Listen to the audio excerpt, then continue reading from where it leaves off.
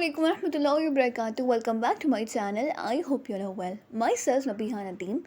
So in this particular video, we are going to deal with another important topic, and that is vacuoles. So the cell is actually a long chapter. So it's not long most probably, but I have divided the chapter into various subdivisions now. So it seems to be kinda long, but we'll do it for sure because a very few topics are pending now. Alhamdulillah. Okay, so today we are going to discuss about vacuoles. I know you've heard the name, earlier. So let's see what they are. Okay, so vacuoles. Okay, the first and the basic thing that you should know about vacuoles is that it is non-living in structure.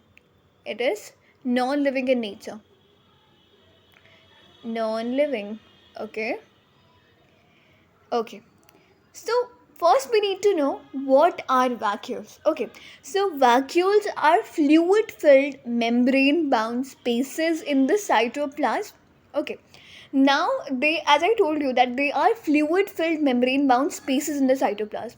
Can you identify or can you recognize that which is the vacuole in this picture? Oh god, how stupid am I? It is already, indicated here. Yeah, certainly this is the vacuole. So as you can see in the picture as well, here the vacuoles are filled with fluid filled membrane bound spaces in the cytoplasm.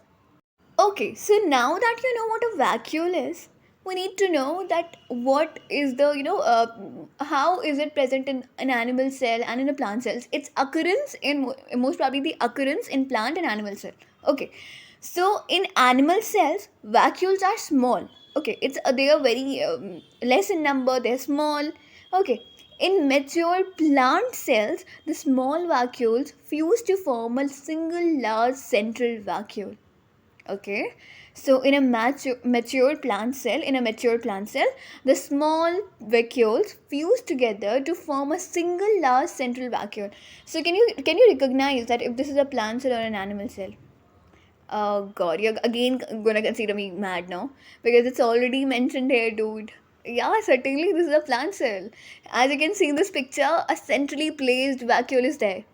And the shocking thing is that it is covering for about 50 to 90% of the entire cytoplasmic composition volume, most probably. Crazy, no? Yeah, certainly.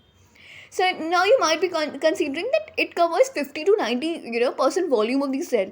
So what is its significance though? Yeah, we'll discuss this as well. Okay, so as I told you, vacuoles are bound by a membrane. So what is that membrane called now? Yeah, that is also mentioned in the picture. Yeah, it is called tonoplast. Yeah, it's known as tonoplast. So vacuoles are bound by a membrane which is known as tonoplast. Known as tonoplast. So the covering of the vacuole, it is a single membranous covering and known as tonoplast. Okay. So they are filled with a fluid called the cell sap. Now you can see in the vacuole present here that there is a fluid matrix filled here. What is that called? Yeah, the cell sap. This is what the cell sap is. Now what is the cell sap? It consists of free water and variety of components. Compounds and all. Okay, now the water, cell sap, excretory waste and other kind of substances which are not useful. So they contain all these things. So now coming towards the functions of vacuoles. So vacuoles help the cell to remain turgid. It provides rigidity to the cell. Okay, it provides rigidity to the cell. It helps the cell to remain turgid. Okay, they play an important role in the growth by helping in the elongation of the cell as well. Okay, it's a very key factor. So they play an important role in the growth of the cell by helping in the elongation of the cell as well, in the lateral growth of the cell as well. Okay, secondly, they provide a watery environment for the accumulation and storage of water soluble compounds like the sugars, minerals, pigments, etc. So this is one of the most significant factor, that is they provide a watery environment. Okay, so for the accumulation and storage of the water soluble compounds, for example the sugars, the minerals, the pigments, etc. Okay, yeah. The third point is in protozoans. Okay, you might know protozoans. So in protozoa like amoeba and paramecium, vacuoles help in getting rid of the body waste as well. We are talking about excretion right now. So it helps in getting rid of the body waste as well. So as I told you that vacuoles store most of the substances which are not useful to us, like the excretory waste, other kinds of substances which are not that useful and essential for us. So this is what, because we need something to store all that, the new, every compound and all.